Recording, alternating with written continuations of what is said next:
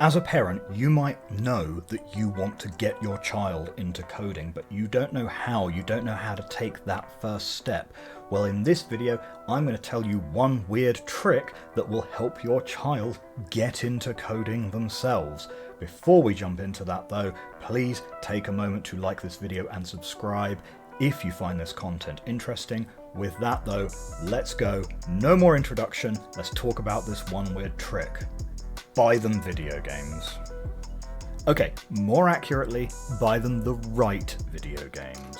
Look, your kids are already doing a massive amount of screen time anyway. TV, YouTube, video games, social media, and you might wish your children were from a bygone era where screens weren't a thing and they could be entertained by chasing a hoop with a stick, but that is not the world we live in anymore. That world is gone. It doesn't exist, and it never really existed in the first place. Screens have just pushed out other forms of time wasting. So what can you do? Well, you want to make your kids' screen time as productive as possible whilst they're having fun, and hopefully they're going to learn something along the way. Now you could do this by getting your kids into Scratch, or maybe they want to code up some Roblox. The challenge with these is that you yourself are going to have to give them a lot of help setting up Scratch or Lua and getting them started. The advantage of these games on this list is that your kid can dip their toe in the water, experiment in their own time on some coding style problems whilst taking advantage of the gamification that an enclosed video game space has to offer. So this video is basically me recommending for you the best video games I've found out there for your kids to tangentially learn about coding and problem solving. Okay? Okay. Now this list is in no particular order. What you pick up from this list may depend on your budget, what's on sale, what you think your kids would like, how old your kid is, and how suitable the games are for your kid in your opinion. On this last point, I'll try to be as specific as possible because some kids don't like particular things. Number 1 on the list, Human Resources Machine.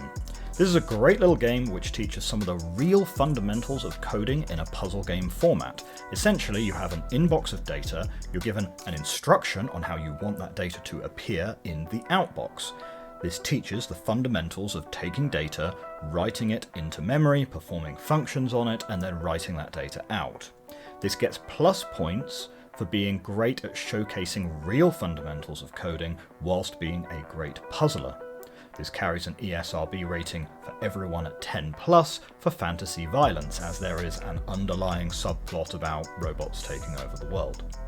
Number 2 on this list, and if you're familiar with Human Resources Machine, you've probably guessed it, but yes, it's 7 billion humans. Is it sensible to put these as separate entries on this list when they're this different? Absolutely. Whereas Human Resources Machine deals very much with low-level instruction sets for machines, 7 billion humans has parallelization as its main theme. Now you have a whole room of people you're giving instructions to, which leads to some truly amazing puzzles where you genuinely have to consider code parallelization as well as some stochastic puzzles. Look, basically any game where you legitimately might have to optimize a 2D random walk gets my seal of approval immediately. 7 billion humans is rated by the ESRB as E for everyone. Next up, we have anything from Zachtronics. These games I'd loosely define as conveyor belt simulators or factory simulators where the object of the game is to code in a set of instructions to a machine and have those instructions carried out. These are probably better for older children as they are a bit higher on the complexity spectrum. For older kids, I'd highly recommend Opus Magum. This engine builder is a little more complex with some internal logic and rules which need to be figured out, but that means it relies very little on outside knowledge. I'd say this story is suitable for most ages, but it does carry an ESRB rating T for teen due to violent references, suggestive themes, alcohol use, and mild language. Then there's Infinifactory, also by Zachtronics. This is an amazing 3D puzzler and will be very comfortable for any kid who has experience with Minecraft. Essentially, you place your conveyor belt pieces down, run the machine, and try to build whatever it is you're trying to build. Unfortunately, the story behind this game is one where you've been abducted by aliens and the puzzle space usually has dead bodies in it with audio logs where the story's game progresses. Personally, I'd love it if there was a mod for this game which was the puzzles only, but for that reason I can't recommend this for young children or young teenagers, even though it's one of the best options out there. P.S. Zachtronics, please make a puzzles only nobodies version of this game. As it stands, Infinifactory is rated T for teen by the ESRB for violence, blood and mild language, but it is one of the best code-based puzzlers out there. While True Learn is a puzzler specifically around learning how AI uses training data to learn. Now, what I principally don't like about this game is that it points you towards YouTube and Discord for a lot of explanations, and Discord particularly is possibly not something you want your kids going on without supervision, but what sets this title apart from others on this list is its particular focus to AI. Training an AI using training data and then applying that to real data. It's very novel, which I like, and I think that gives it a spot on this list. My biggest problem with this game, aside from what I've already mentioned, is that the user interface is a little bit baffling.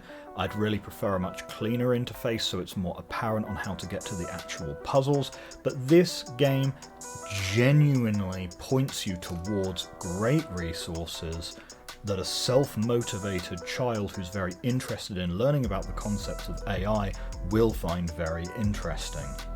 As AI becomes more and more important in the real world, understanding these fundamentals will become more important. While True Learn is rated PEGI 3 on the Nintendo Store and is also available on Steam as well as other platforms.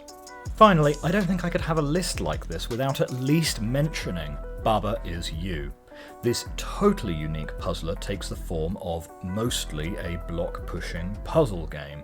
The twist here is that the game effectively asks you to create these declarative statements to determine the rules of the level. This elevates the game from a simple block puzzler to a mind-bending, rule-changing mega puzzler. The reason I like it so much for coding and problem solving is that it gets children used to the idea of making declarations and manipulating these declarations. Walls are only stop if you have defined a wall to be that way, and being able to mess with these declarations as part of the level design gets the player into the frame of mind of deconstructing the puzzle into a set of rules that can be manipulated. Baba Is You is rated PEGI 3 and is available on most platforms. And that's my list. Now, I'm sure there are other games out there, and better games out there potentially, which have been made specifically for educational purposes that really hammer home the educational aspect. But that's not what this list is. The purpose of this list was to give you some ideas of actual games which tangentially happen to speak to coding and computational problem solving.